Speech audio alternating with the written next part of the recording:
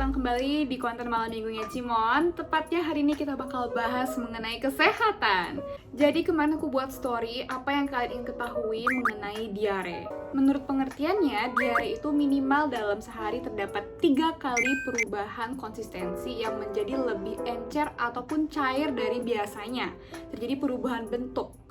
Diare itu berasal dari kata daya and ria. Daya itu artinya through atau melalui, ria itu flow. Nah, penyebab diare itu sendiri kan banyak ya, bisa karena kamu ada masalah enzim dalam tubuh. Biasa kalian tuh sering banget dengar namanya lactose intolerance, right? Mungkin kalian habis makan bakso di pinggir jalan, terus akhirnya diare, mungkin karena kurang higienitasnya kurang. Atau mungkin kalian ke nikahan teman, terus tiba-tiba satu ruangan semua. Nah, food poisoning juga bisa. Food allergies, kalian nggak bisa makan udang, terus diare could happen. Kalian nggak cocok sama obat-obatan hingga antibiotik tertentu, bisa juga. Nah, diare itu sendiri banyak banget sih klasifikasinya. Bisa karena kita kelompokin mana yang inflamatori, mana yang non-inflamatori. Maksudnya mana yang peradangan, mana yang bukan.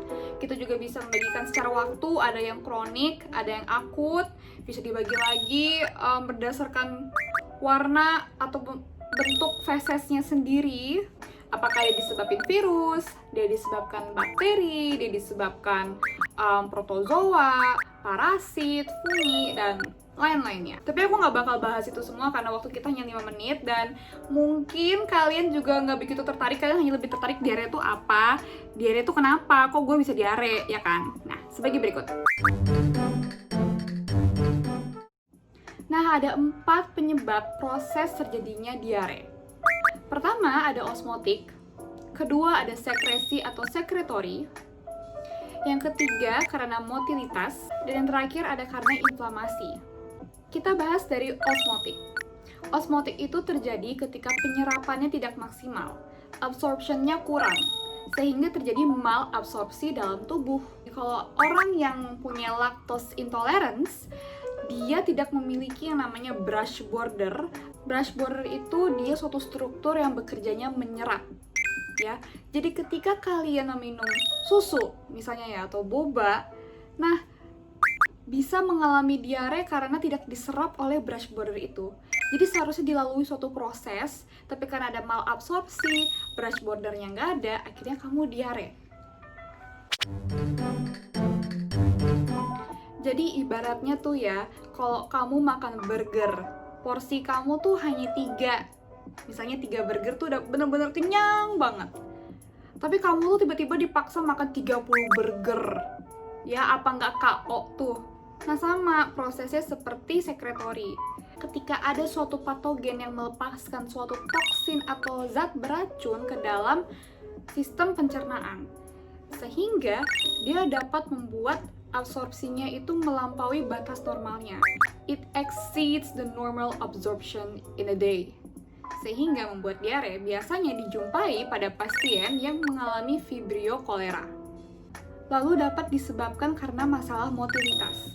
Motilitas itu pergerakan. Jadi ada beberapa obat-obatan hingga antibiotik ya yang dapat memicu motilitas sistem pencernaan sehingga dia bergeraknya tuh terlalu hiperaktif, guys. Jadi perut kamu jadi stres, akhirnya diare. Entah dia mengganggu reseptor motilitasnya atau motility receptor sehingga dia jadi hiperaktif, atau obat-obatan tertentu meningkatkan reseptor-reseptor motilitas itu sendiri. Jadi entah dia rusak atau dia malah makin banyak reseptornya. Lalu yang terakhir adalah proses peradangan atau inflamasi.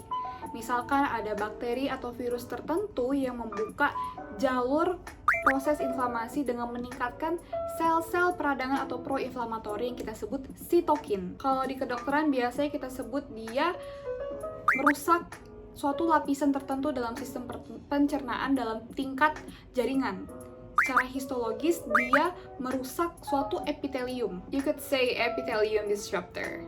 Oke, sekian dari konten malam minggu Cimon mengenai kesehatan. Semoga bermanfaat dan dapat diserap dengan baik oleh teman-teman yang menonton.